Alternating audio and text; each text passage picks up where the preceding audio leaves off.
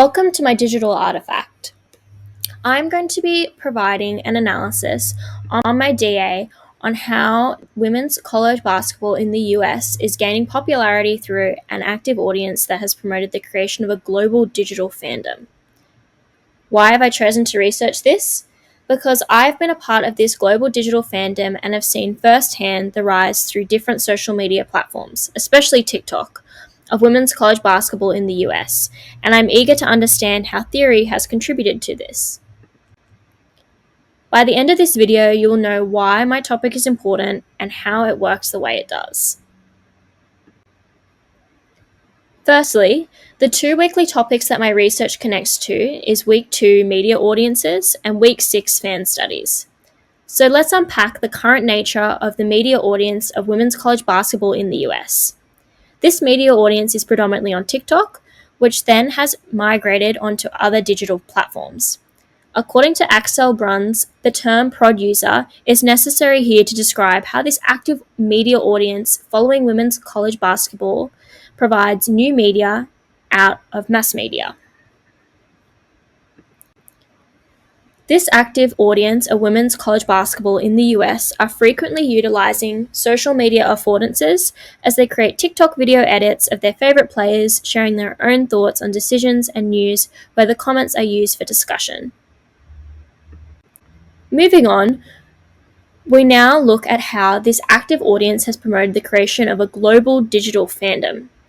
Fandom has evolved throughout the years to the present. The definition of fandom is complex. However, rather in my DA, I'm approaching the definition of fandom as fans who undergo a functional operation of sharing content, which can be applied to women's college basketball in the US, as when a digital fandom is created, the work that it does not only provides those who are part of the digital fandom with meaning and excitement, but it also encourages the public sphere to reflect on social issues. For example, this can be applied to the US Division I women's college basketball player Sedona Prince, who posted a TikTok in 2021 where she shared what the women's weight rooms look like compared to the men's. From this viral TikTok, it promoted other coaches and players to become prod users and share their own experience of the tournament online. The women's college basketball fandom engaged with this post, highlighting a moment of agency as the fandom worked to share and interact. Ultimately, in traditional media, this may not have occurred, as the gendered audience disparity was maintained as audiences were frequently exposed to stereotyping of women in sports. From this backlash, it led to the NCAA making changes to promote the women's game and to ensure gender equality in its operations. Let's now look further into this active audience on social media and how it works to limit a gendered audience disparity in women's college basketball in the US. The uses and gratification theory can be used to analyze this. This theory, created by Katzenblummer, suggests that media messages have a variety of elements that interact with each other, that are influenced by individual predispositions, group norms, and information sharing. This suggests that when an audience interacts with social media, there are predetermined users and motivations. It is also an opportunity of a public arena for the exposure of one's personality. Further to this, Paul Booth builds on this perspective, as he communicates that digital fandoms become a part of a community to create new media that appeals to others' motivations and needs. As the active audience has particular personal motivations and interests, they ultimately create and interact with content that aligns with this, in which they can effectively promote the creation of a global digital fandom, which is what has occurred for women's college basketball in the US. As the media audience's motivations and needs are sustained through an active audience, other concepts are raised, including interchangeability of the media and how active audiences can become an established global fandom. Media interacts interchangeably based on audiences' needs and gratifications that are offered from different platforms, which indicates that there may be pre-assumptions from existing college basketball fans who have only ever interacted with traditional media compared to those who have interacted mainly with social media. Schiedler and Wagstaff support this, as they highlight in a study they conducted where college students were interviewed and asked to watch women's sport highlight films each week for 4 weeks. It was found that there were more positive attitudes towards women's sports after the 4 weeks. This highlights the importance of exposure for women's sports as well as the power of consistency for audience confined to specific media on a specific platform and how this media can cut through to generate positive attitudes.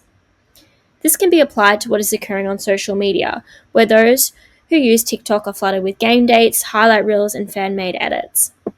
This platform allows for an increased exposure for all audiences for women's college basketball in the US. Therefore, with the help of interchangeability and by fans creating content, it promotes a continued growth of a global digital fandom. So what have I learned from the variety of sources used? Is that firstly, traditional media has sustained a gendered audience disparity for women's college basketball in the US. In 2019, it was recorded that people were watching men's college basketball games more compared to the women's. This in turn led to incentives such as better television contracts for men, more financing for men's gyms, and March Madness branding on their items, whereas women did not have this.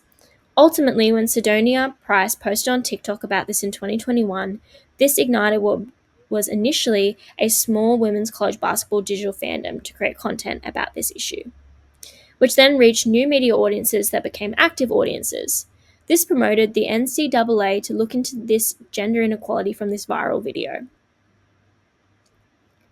It was discovered that the women's television ratings was not accurate and that the women's college basketball did receive high ratings and that the lack of promotion was the predominant issue.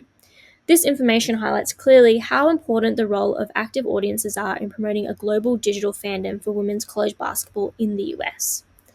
Further, the uses and gratification theory is another reason why US women's college basketball's global digital fandom has grown online significantly, as the information aligns with the vast majority of individuals and different group norms of those who engage in sports in general. Where content is showcased on social media specifically, where snippets of live videos of players or interviews are shared and all go viral. Lastly, social media is significantly important in order to continue to see women's college basketball in the US grow, with specifically Gen Z, who utilize social media platforms the most and see greater gratifications from using this particular platform. Ultimately, Sue Turnbull builds on this idea. As media continues to diversify in both form and content, individuals therefore have more flexibility than ever to decide what they choose to interact with, or in this case, be a fandom of. Comparatively, before social media, traditional media was the only way which audiences could interact with sport, which if social media was not introduced, I believe could have maintained the gendered audience disparity. Summing up, social media has allowed for women's college basketball in the US to expand its reach to media audiences like never before. Inevitably, with this rise in popularity of social media, it limits the presence of a gendered audience disparity of women's college basketball in the US, which was seen before with traditional media. Finally, before I go, how have I addressed feedback from my assignment to pitch? I've referred to Paul Booth's book instead to provide me with a deeper understanding of his findings, rather than the chapter review. I've ensured to link clearly throughout my DA that traditional media maintains the gendered audience disparity for college basketball, as well as mentioning that this is why my DA topic is important, as it explains how women's college basketball in the US's rise to success has occurred the way in which it has, with the help of social media, active audiences, and a global digital fandom. Thank you for listening to my DA, and I hope you now know why this topic is important and how it works the way it does.